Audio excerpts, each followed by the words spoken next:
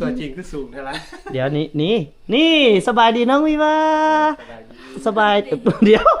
พี่ตัวจริงอยู่พี่ชื่อไทยจันไทยโอ้อันนี้ผู้สาวจันไทยเลยอันเขาซ่าเขาลือไปฮอดหน้ากายเห็นไหม มาท่าแล้วบัดนี้ขโมยกับตัวอย่าปัดเลยนี่อย่าบอกเด้ออย่าบอกวิวาเด้อโอเคอย่าบอกว่าไอเตียงคำรักมันแต่เป็นทางมื่นขนาดพี่น้องเลยถือว่าฝนน่าจะตกแห้งสมควรเลย อยู่บ้านหน้าตาลนี่จึงเห็นให้เส้นทางมื่นดีแต่รถเฮายางหนามก็เลยลุยงานได้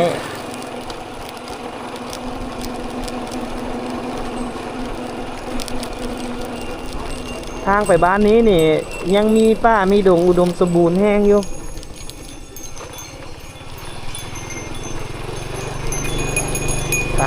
มาคนนี้ก็ต้องไปหาน้องวิวาเลยพี่น้องบ้านนี้ก็สิได้ไปหาน้องวิวาเนาะสิได้เจอน้องหรือบ่ในอีพีนี้เดี๋ยวที่3มื้อนึงไปแปลงกันเลย เอาฮอดแล้วพี่น้องบ้านนาตาลนี่ฮอดบ้านนาตาลเป็นที่ม้อยโอ้เพิ่นกำลังจัดปลายใหม่เนาะจังหน่อยเพิ่นก็สิมาเกียนปลายตัวนี้น่าจะเป็นปลายบอกบานเพิ่นปลายอันใดอันหนึงแล้วพี่น้องเด้จุดนั้นก็สิมีปลายแต่ละองค์การแต่ละเวียกงานเนาะเพิ่นก็เฮ็ดปลายไปเดี๋ยวเฮา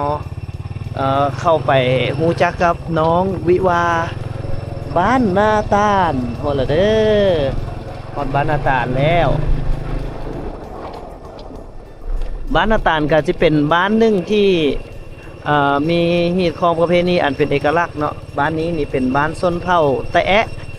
ซึ่งอพยพถิ่นฐาน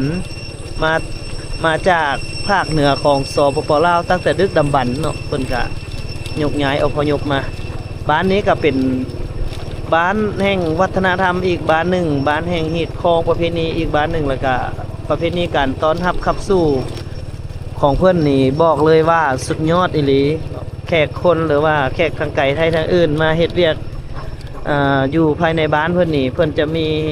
พาขวัญบาสีสู้ขวัญให้เนาะทุกครั้งเลยที่มีแขกมีคนมาเฮ็ดเวียกเฮ็ดงานปฏิบัติหน้าที่เวียกงานอยู่บ้านเพื่อนนี่หลังจากเสร็จสิ้นภารกิจแล้วก็เพิ่นก็จะเฮ็ดมัดแขนให้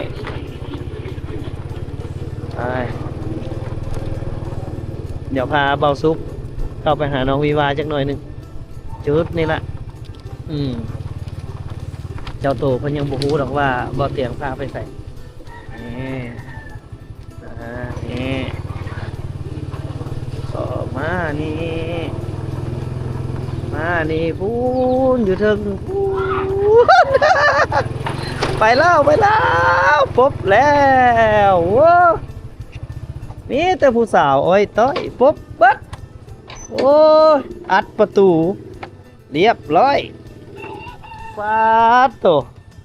คือมาคักแทะอันนี้บาซุกขึ้นมานี่เอาผู้บ้ามาขายแล้วป่ะป่ายอกทุกงานไอมีผู้สาวแนะนำให้บาซุกได้หูจักนั้นก็คือน้องวิวาเคยเห็นน้องวิวาบ่เคยอยู่ในคลิปวิดีโอเห็นตลอดบ่อยากเห็นตัวจริงบ่อยากเห็นแทนมาพี่ตัวจริงคือสูงเท่าไหร่เดี๋ยวนี่สบายดีน้องวิวาสบายเดี๋ยวพี่ตัวจริงอยู่พี่เป็นอย่างจะมาจวดเดี๋ยวแห้งแท้ป๊อดตกหมกตกใจเพิ่นเป็นลีอยู่พุ้นก็เลยไปจวดเพิ่นเอาไอ้มีของขวัญมาให้อันนั้นก็คือบ่มีหยังแจ้งอยู่บ่เจ๊เดี๋ยวตั้งใจเอามาให้นี่ได้ไม่อย่างงั้นมีของขวัญนี่ของฝากจาก FC ไทยผู้บ่าวไทยผู้ใดฝากมาเสือบ่เสือกับเสือกำลังรุนบ่กอดสาวอยู่กอดผู้ใดปบอีกผู้นึงผู้ใดปบอีกเอาปบเข้าห้องครับโอ้ตกใจเบิดอันไป เฮาก็สิเว้าคิดว่าเพิ่นนั่นเข้าวันบ่นอนเฮาก็เลยว่ามาเบิ่งเฮือนครัวเพิ่นเพราะว่าเพิ่นก็อยู่หั่นว้าหัวใจสลายเลยตกใจแฮงเบิ่งกันเด้ออีหยังเนาะหมู่เจ้าซื้อแนวใดคือเป็นหลีคักแท้เอ้าบ่แม่นเฮียล่ะบ่ จัดให้ จันไทย ชื่อจันไทย อ๋อผู้นักเป็นนักร้องน่ะแม่นบ่ ฮะ ผู้ร้องเพลงเก่งๆแม่นบ่ บอก อ้าวบ่แม่นซะบ่อ้าวบ่แม่นเฮียล่ะบ่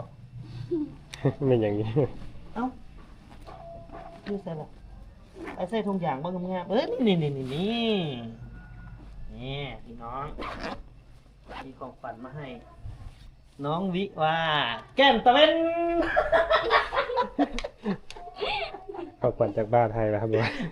พี่มานั่งนี่ได้หนึ่งวะมานั่งตะมอบชอบขาเนี่ยบ่เอายืนแจ้งอย่าบอกยืนนี่ก็ได้ มันอยากย้อนแสง อยากเดินเสียงเอามานั่งพี่จ้ะมานั่งพี่เชิญเจ้านางนี่ไอมีของขวัญมาฝากมาตอนนั่นก็คือเบิ่งเองเอาเบิ่งดู เบิ่งเอง ได้ยู่บ่ได้อยู่บ่ น่าจะได้ จะเป็น น่าจะได้อยู่คือแบบบ่ตื่นเต้นแบบบ่สนใจเล ต้อย งลุงน้อง ใจ วะ เด้ ต้องลุงน้องวะเรา น้อยใจอุตส่าห์กินแล้วน้องสิกินแล้ว เวอร์เลย ก็ดีใจเด้พนาบุรุษติแก้วสกใสเพิ่นว่าไปหาน้องวิว่าให้ได้เด้อว่าซั่นเพิ่นอยากได้ไปเป็นลูกไผเพิ่นเดี๋ยวสิเอาคลิปลูกชายเพิ่นให้เบิ่งเขาโทรหาเลยมีสัญญาณในบ่ล่ะอยู่นี่สิได้หมู่เจ้าหะเสี่ยวเจ้าหะฮะเสี่ยวเจ้าคือพอดีอยู่บ่เอามือนึงหน่อยหนึงเห็นว่าเสื้อขี้ร้ายกับนุ่งให้แน่คนงามเอ้ย เตรียม ลองดู ทำนางกาย ลองดู ระเบิดดาว ลองดูแทนนั่น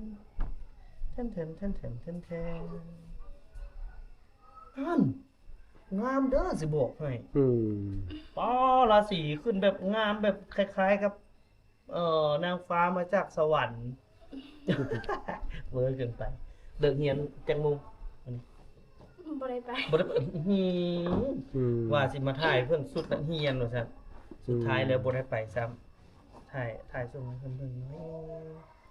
ก็ของอันคือมัวแท้ ถ้าใส่ให้ปูเบ้างบ่พอปู ถ่ายให้วาทีอยู่ได้ส่งให้เพิ่นส่งให้เพิ่นเบิ่งหน่อยหนึง3 2น่าเอาโอเคพี่น้องมาฮอดน้องวิวาเป็นที่เรียบร้อยแล้วเป็นจังไดน้องวิวาสวยไหมจ๊ะถ้าสวยก็ให้ FC ผู้เว้าบ่แม่นสิเจ้าตัวเว้าเองแล้วสิให้เพิ่นลงไปเกลือหมูให้เบิ่งหมูยังอยู่บ่ไก่ยังอยู่เป็ดยังอยู่ต้มมื้อแรง อีก2ตัว อีก2ตัวตัวผู้กับตัวแม่ ถ้าเป็นตัวแม่เบิดต้มตัวหนึงถ้าเป็นตัวผู้เบิดก็ต้มตัวหนึงถ้าตัวผู้กับตัวแม่แสดงว่าจงให้มันเป็นเนื้อคู่ซะเนาะโอเคน้องวิวาเดี๋ยวไอ้สิได้จบไว้ซำนี้แหละพี่น้องให้เบิ่งซำนี้แหละคนงามต้องเบิ่งหลายคนงามต้องเบิ่งน้อยๆอีพีต่อไปแล้วจังมาเบิ่งว่าน้องเวียกเงินเวียกซานของน้องเพิ่นเป็นจังไดแล้วมื้ออื่นเช้าจะมาเบิ่งว่าเพิ่นสินอนเว้นหรือสิไปโรงเรียน เอาไว้เจอกันพี่น้องสบายดี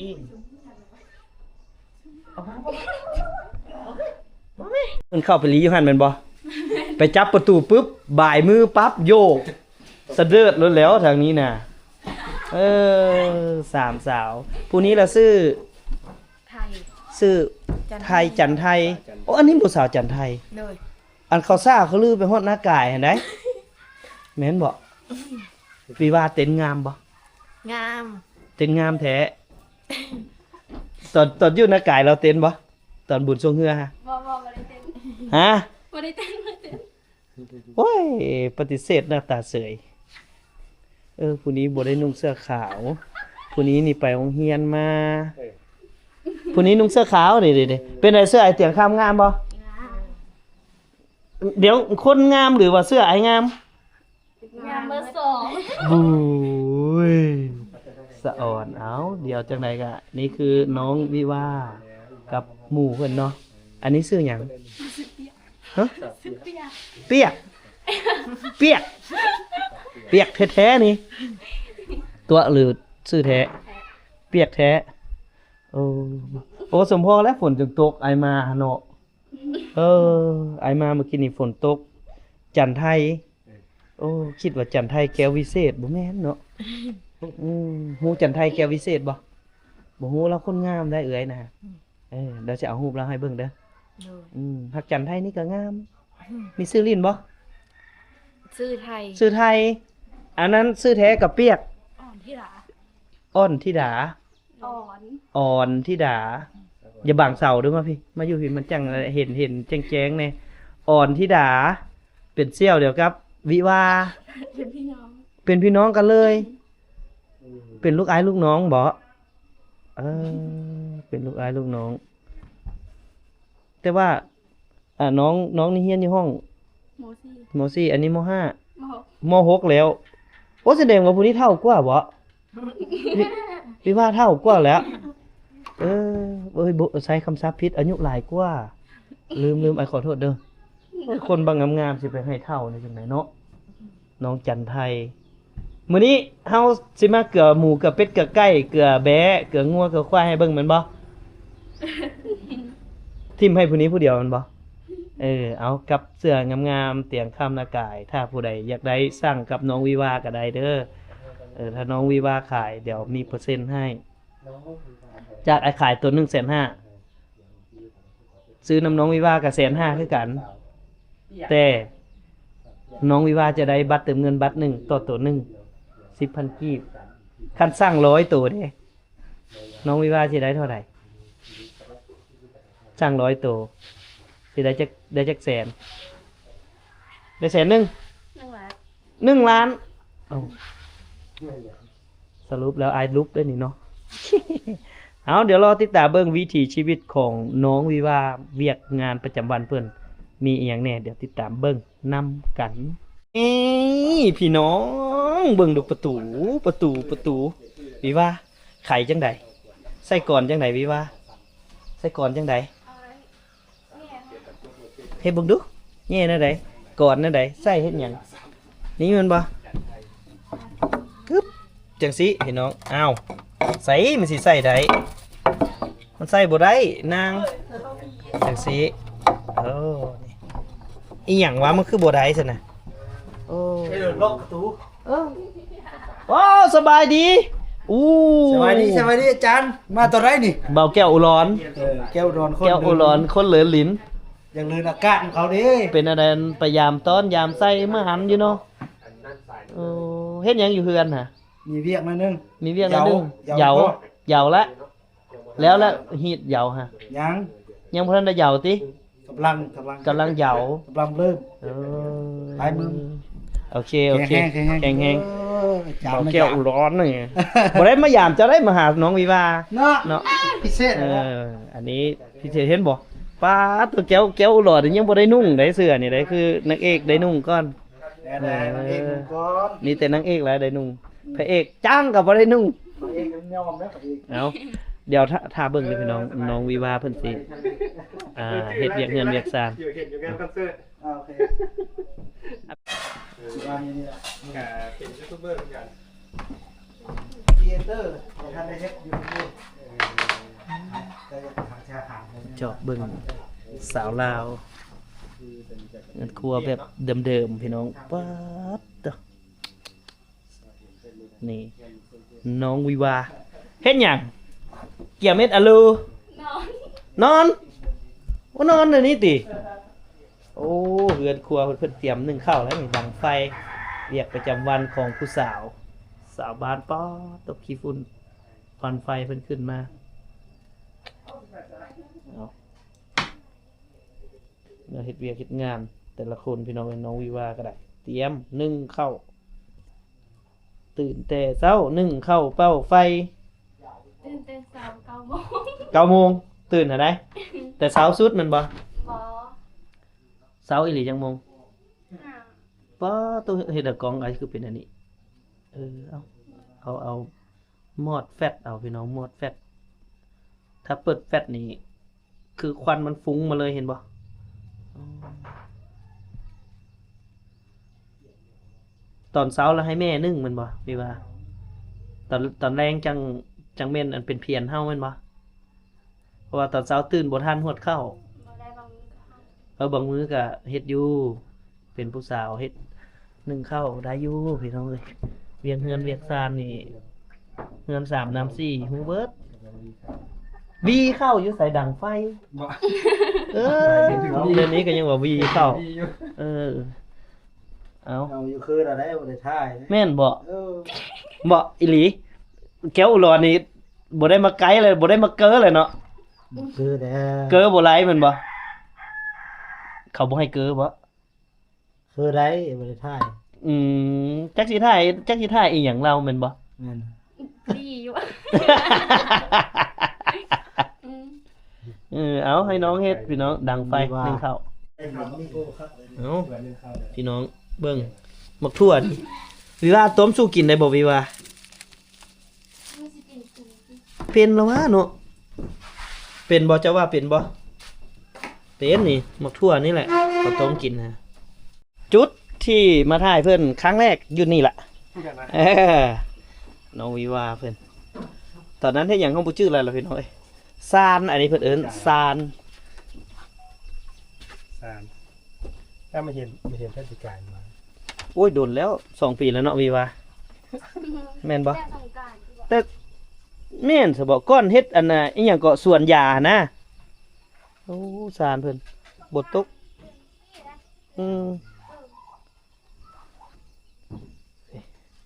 เอาเดี๋ยวเบิ่งน้องเพิ่นจังหน่อยน้องเพิ่นก็มาเสิร์ฟข้าวอยู่นี่ล่ะพี่น้องเป็นเวียกเฮือนเวียกซานของสาวลาวจุดหนึ่งที่เพิ่นเฮ็ดเวียกเฮ็ดงานก็ว่าสิล่ะทุกมื้อนี่คือ สารบ่เกี่ยวเด้อ ซานบ่เกี่ยวคันไอตกเด้ เ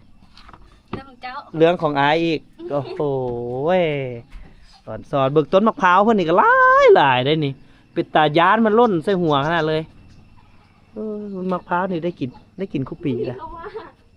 ครับ เอ้าบ่มีข้าวมาบ่ได้มาข้าวจ้อยเอาเวียกเงินเพิ่นก็ประมาณนี้ล่ะพี่น้องก็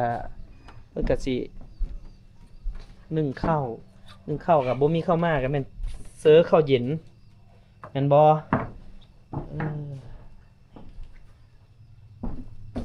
เอาเอาบาทนี่แบบนี้ก็สิเป็นตาพ่อปู่ก็สิได้กินข้าวย้อนอยู่สุกข้าวอยู่เด้อเคยเฮ็ดข้าวข้าวโล่มวยหั่นนะเคยบ่ข้าวโล่มวยหั่นนะไฟไหม้ม.1เด้เคยบ่ เฮ้ย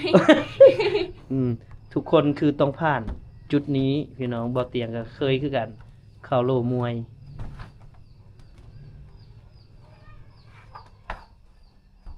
เขาลงมาแต่ละมือเขากะหนึ่งเขาตลอดตอนเช้าตอนนี้ เกือบทุกมื้อเนาะ เดี๋ยว ท่าน แม่ บ่มี เฮ็ด เกลือ ทุกมื้อ ทุกมื้อเลย โอ้ลูกสาวใหญ่ซำนี้แหละผู้ใดมีลูกสาวนี่ได้เปรียบสุดอยู่ในเขตชนบทนี่ เป็นเรื่องเพื่อน แม่นคือมีลูกชายนี่ก็ เพื่อนมาจากเฮ็ดมันบ่ ก็เฮ็ดคือถ้าเป็นเบาเตียงคำนี่เบาเตียงคำเฮ็ดพี่น้อง บ่คันบ่มีผู้หญิงก็จำเป็น จำเป็นได้เฮ็ดได้เนาะแต่ว่าผู้ชายในของเขตนี้เขาเจ้าฮู้เวียกเบิดฮู้เวียกเงินเวียกซานเบิดได้ ส่วนหลายแล้วเบียกไฟเบียกมัน ผู้หญิงไปเรียนหลายบ่ไปเรียนต่อหลังจากจบไหมหลายอยู่เนาะบ้านนี้ถือว่าเกือบคุมเฮือนได้ มีว่ามีไอ้น้องจากคนนี่ มีอาย3 คน มีว่าเป็นนางสาวละ ลูกสาวหน้ามูลหลาย เออ ผู้ใดได้เป็นสู้เป็นแฟนเป็นเนื้อเป็นคู่เป็นเขาเอิ้นว่าได้วิวาไปเป็นของรักษาแล้วแม่นโชคดี มูลหลาย แล้วก็เมื่อยอีก ลูกสาวละ ลูกสาวหลาได้เฮ็ดนาแล้ว หมู่หนึ่งเพิ่นเป็นแบบสีเนาะเป็นแอวไปสิเห็นหม้อนี้บ่ค่อยมีขายได้บ่าวสุก แต่ก่อน บ่ค่อยมีขายคันมีก็แม่นอยู่ลักซาวแหละอะนี่มีแต่อยู่ลักซาวหม้อนี่นะพี่น้อง นานบ่ แม่นมันน่ะ นานๆนั่ง แล้วก็มีแอวอีกหุ่นดีขนาดเลยทางหัวเข้าแล้วก็ยังมีเวียกอีกเนาะตัวหมูเอิ้นเจ้าแล้วเจ้าได้ยินบ่ตัวหมูเอิ้นอูดอยู่นี่พี่น้องเดี๋ยวบ่เตียงพาพี่น้องมาเบิ่งอันน่ะเล้าเข้าเพิ่นสังเกตโลดเล้าเข้าใหญ่ๆแบบนี้นี่คือหน้ากว้าง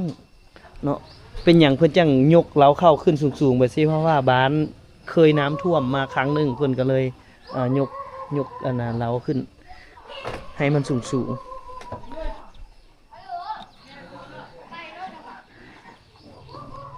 มาเบิ่งดูมาเบิ่งผู้สาวทางนี้เกือบไก่เด้โอ้ยสาวนะอ้ายผู้บ่าวป๊บเป็นหยังโอ้ยให้อ้ายถ่ายเนี่ยเถอะหึป้าใกล้เจ้าหลายบ่สบายดีใกล้เจ้าหลายบ่ กลับมาถ่ายกันเลย มีจักโตพ่อมีต้มอยู่บ่ บ่มีโต๊ะมี พอต้มสู้ไอ้เตียงกินได้อยู่เนาะ ไอ้ซื้อ สรุปแล้วไอ้ต้องได้ซื้อ เอาของซื้อของขาย ของซื้อของโอ้ขายบ่นี่โตเท่าใดถ้าซ้ำนี่ซ้ำนี่ซ้ำตัวดำๆ หนู นี่ ยังไม่หาก็เกลือเนี่ย เกือเทื่อแรกกระทึกเข้ากองซ้ำคือหมานแท้เอ้ยเจ้าเห็นบ่แม่เจ้าเกลือหมูอยู่เทิงเราฮะ VIP เป็นหยังหะหัวเข้าฮะ ล้มรถ โอ้รถนี่ ล้มเมื่อวานนี่รถจักร เจ้าพารถล้ม หรือว่ารถพาเจ้าล้ม ทั้งสองอย่าง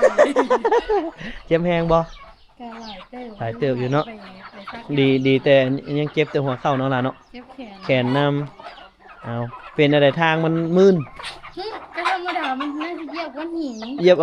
มันมีก้อนขี้หิน เป็นเงินในบ้านเลยฝ่ายแล้วมันทันหอด ก็เลยพลาดตกตุ่มเนาะ ขอ เจ็บ มาส่งก่อน เอาหายไวๆเด้อดีไวๆโอเคเอาพี่เบิ่งน้องวิวากำลังเกลือโตหมู เป็นงานบ้านงานเฮือนอีกงานหนึ่งที่น้องเพิ่นถนัดแล้วก็เฮ็ดทุกมื้อเด้อบ่แม่นมีแต่ฮอดงานแล้วไปเต้นระวงซื่อๆได้เวียกเฮือนเวียกซานก็เป็นเวียกของน้องเบิดเพราะว่าพ่อแม่เพิ่นก็สิเฮ็ดอีกเวียกหนึงเนาะวิวาเนาะ ไปสวน พ่อแม่เราไปสวนก็เลยเฮ็ดให้น้องเพิ่นนี่ต้องได้มาเกลือตัวหมูแทนนึ่งข้าวเนาะเบียกแต่ละมื้อก็สิแม่นนึ่งข้าวเกลือหมูเกลือเป็ดเกลือไก่แบบนี้ทุกแต่ฮอดยามอันเฮ็ดสวนผักก็ฮดสวนเนาะล่ะเนาะไอมาสุดก่อนเนาะ เบิ่งเด้ เดี๋ยวนี้เป็นแล้วบ่เอ คิด อ ว่ามันแตก นั่นมาสุดก่อนก็ได้กินหมักแตงเดี๋ยวเกลือหมูซะก่อนจะไปกินเกลือหมูซะมันหอมหมดเลยมันหอมใส่เจ้าแล้วนะหายังเหมือนให้ไอซุกซอยบ่ให้ไอซุกได้ซอยในจังมื้อหนึงเกลือหมูพี่น้อง จับบ่ เดี๋ยว บ่ย่อ แป๊บนึงหมูเพิ่นยังจากโตนี่ว่าหมูน้องอ่ะยังสองโตนี่บ่นี่เลี้ยงหมูไว้ท่าเจ๊กเพิ่นเว้าเลี้ยงหมูไว้เอาไว้จบม.7 จบม.7เสร็จรถ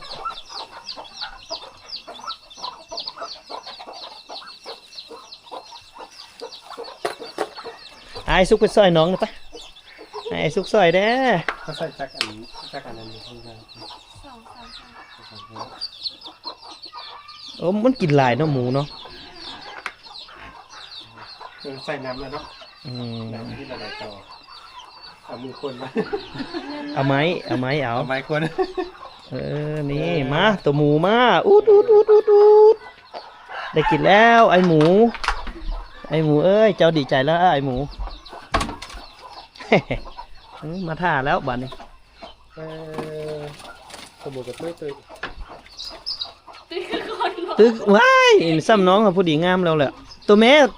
กับตัวผู้บ่น้องจังหน่อยมันก็เกิดลูกเอานี่คือเรียกบ้านเรียกเฮือนของน้องวิวาว่าน้องวิวาส่งบัตรเชิญให้อายแน่เด้อ ไปในเกลือใกล้ เผื่ออายสิได้มาเป็ดเพิ่น สี่ ฮะ เป็นที่ตัว เป็ดสี่ตัวนี่ บ่ เป็ดฟรี เป็ดฟรีมันหยังเป็ดฟรีเอาเป็ดกระเจ้าโอ้ยนำบ่ทันแล้วละยาละนำบ่ทันละพี่น้องเว้ยเอาเดี๋ยวให้น้องเกือบเป็ดเกือบไก่แล้วเฮาสิไปบุกสวนเฮาสิได้กินอย่างอยู่สวนน้องวิว่าลองเบิ่งพี่น้องแต่ตอนนี้มาเบิ่งเพิ่นเกลือตัวเป็ดก่อนเบียดเหือนเพิ่นได้นี่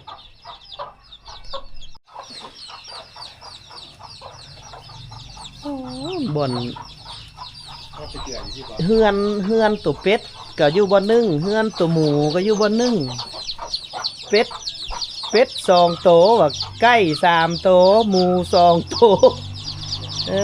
เลี้ยงประดับเฮือนพอมีเวียกเฮ็ด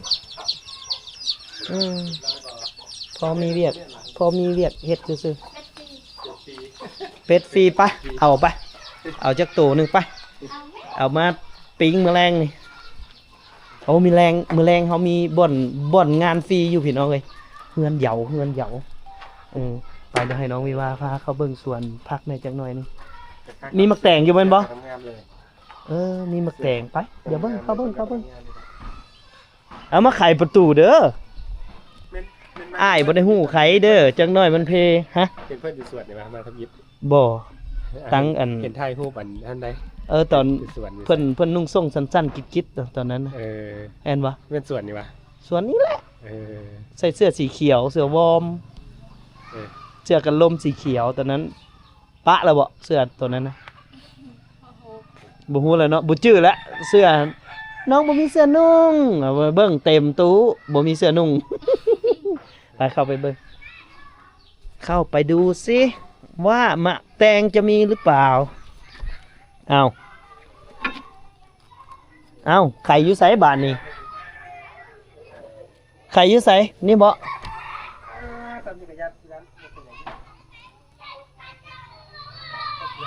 มาเข้ามาเบิ่งสวนน้องวิวานี่สวนเพิ่นสวนพัก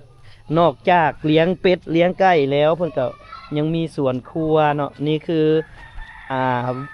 ชีวิตพอเพียงนี่คือวิถีชีวิตโอ้เลี้ยงกบอีกโอ้โหพี่น้องมีกบอีกพี่น้องป้าตัวกบน้องวิวามีกบอีกได้พี่น้องโอ้คักแหงมีกบนำอีกเด้อเบาสุกเอ้ยนี่เลี้ยงกบอีกพี่สุดยอด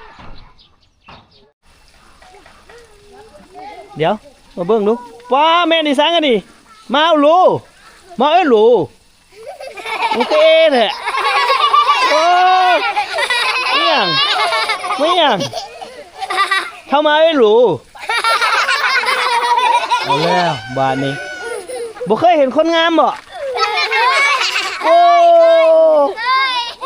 เคยอยู่บอกเคยเห็นบุคคลงามอ่ะโอ้ถามเด้ออย่าตัวเด้อเว้าความจริงเด้อวิวางามบ่เว้าพร้อมเดี๋ยวงามบ่ปุ๊บว่างผู้คนงามเอ้ยคนงามไปแล้วเอาพี่เบิ่งดูพี่น้องเอ๋ยป๊าดบรรยากาศทางนี้คักขนาดเพิ่นเอาอีสังมาอุดถังเขาเจ้าแก้ถังกันมาเนาะมือเสานี่รถที่แก้ถังกันมาเด้เป็นเอาไปเดี๋ยวลูกโอ้ย FC ได้หนิได้เนาะฮู้จักเบ้าเตียงคำบ่ฮู้หรือบ่ฮู้เบ้าเตียงคำอ่ะโอ้ยผู้ใดฮู้สิให้เมื่อบอกเจ้าเด้อว่าต้มไก่ซื้อเรากินแน่ว่าสิเด้อ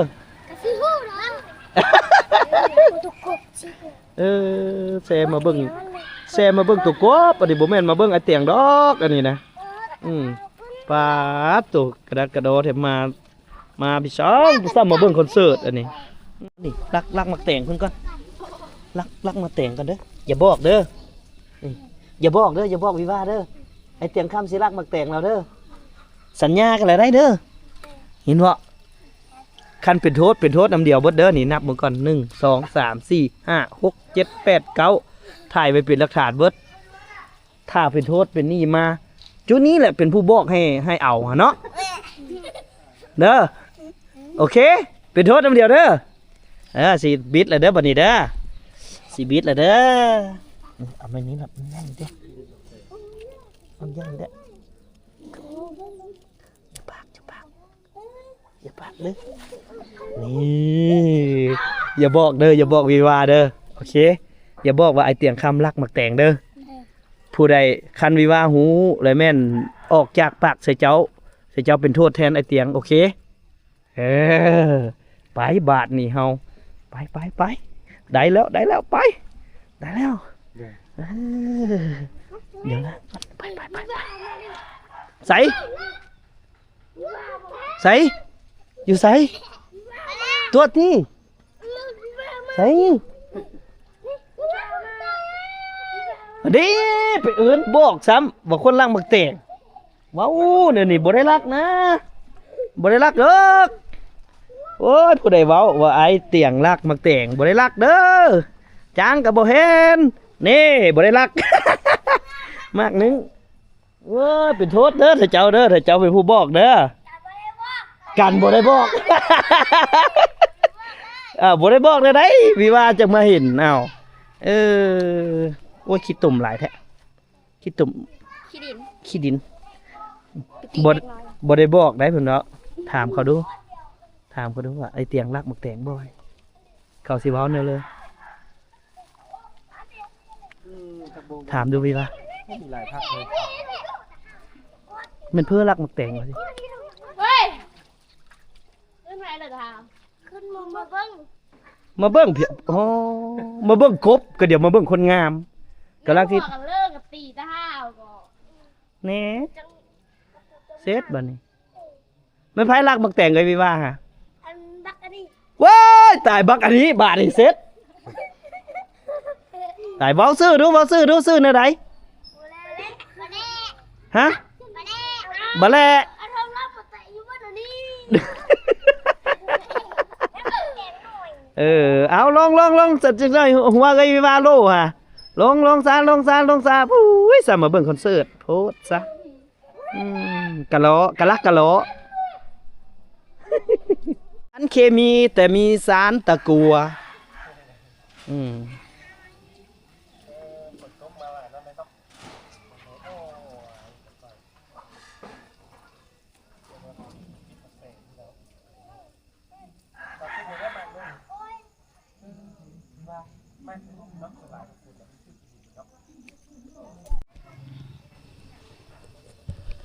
เอาพี่น้องนั่นก็คือวิถีชีวิตอีกวิถีหนึ่งเนาะก็ถือว่าบ่าวเตียงคำเดินทางมาฮอดบ้านนาตาลเป็นที่เฮียมห้อยก็ได้เจอน้องวิวาอีก